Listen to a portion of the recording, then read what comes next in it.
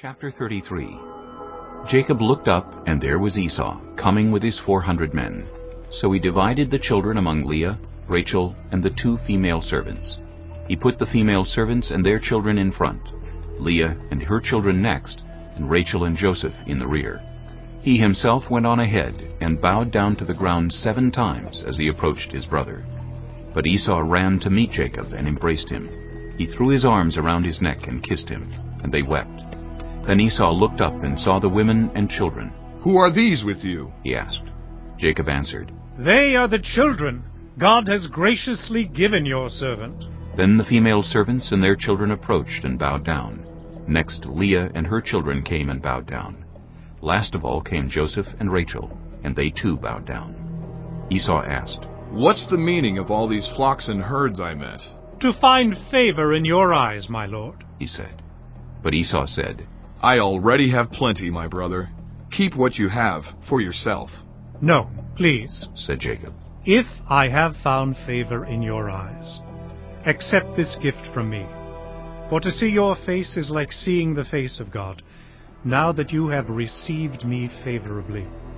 Please accept the present that was brought to you, for God has been gracious to me, and I have all I need." And because Jacob insisted, Esau accepted it.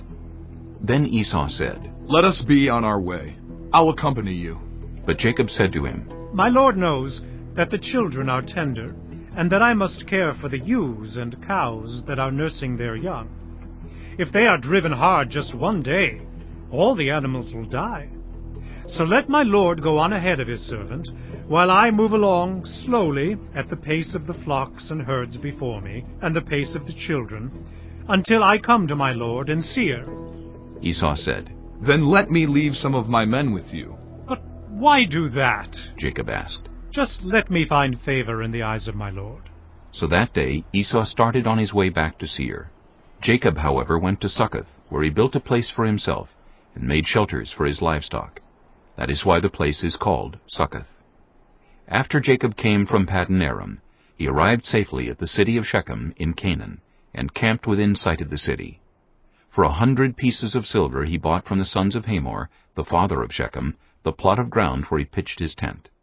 There he set up an altar, and called it El Elohe Israel. Chapter 34. Now Dinah, the daughter Leah had borne to Jacob, went out to visit the women of the land. When Shechem, son of Hamor the Hivite, the ruler of that area, saw her, he took her and raped her. His heart was drawn to Dinah, daughter of Jacob. He loved the young woman, and spoke tenderly to her. And Shechem said to his father Hamor, "Get me this girl as my wife." When Jacob heard that his daughter Dinah had been defiled, his sons were in the fields with his livestock, so he did nothing about it until they came home. Then Shechem's father Hamor went out to talk with Jacob. Meanwhile, Jacob's sons had come in from the fields as soon as they heard what had happened. They were shocked and furious, because Shechem had done an outrageous thing in Israel by sleeping with Jacob's daughter, a thing that should not be done. But Hamor said to them, "My son Shechem has his heart set on your daughter. Please give her to him as his wife. Intermarry with us. Give us your daughters, and take our daughters for yourselves. You can settle among us. The land is open to you. Live in it, trade in it, and acquire property in it." Then Shechem said to Dinah's father and brothers, "Let me find favor in your eyes, and I will give you whatever you ask. Make the price for the bride and the gift I am to bring as great as you like, and I'll pay whatever you ask me. Only give me the young woman as my wife."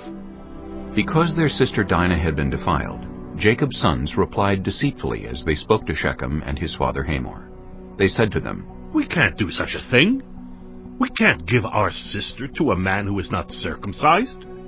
That would be a disgrace to us. We will enter into an agreement with you on one condition only, that you become like us by circumcising all your males. Then we will give you our daughters and take your daughters for ourselves. We'll settle among you and become one people with you. But if you will not agree to be circumcised, we'll take our sister and go."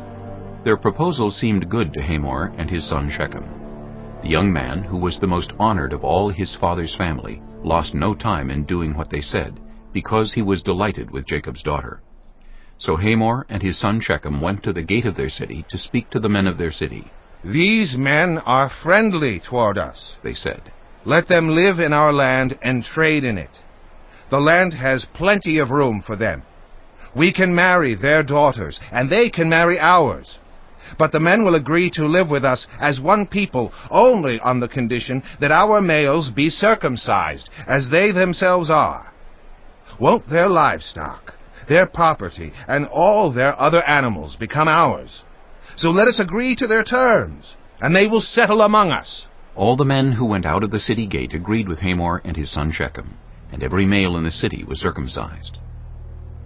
3 days later, while all of them were still in pain, 2 of Jacob's sons, Simeon and Levi, Dinah's brothers, took their swords and attacked the unsuspecting city, killing every male. They put Hamor and his son Shechem to the sword, and took Dinah from Shechem's house and left. The sons of Jacob came upon the dead bodies and looted the city where their sister had been defiled. They seized their flocks and herds and donkeys and everything else of theirs in the city and out in the fields.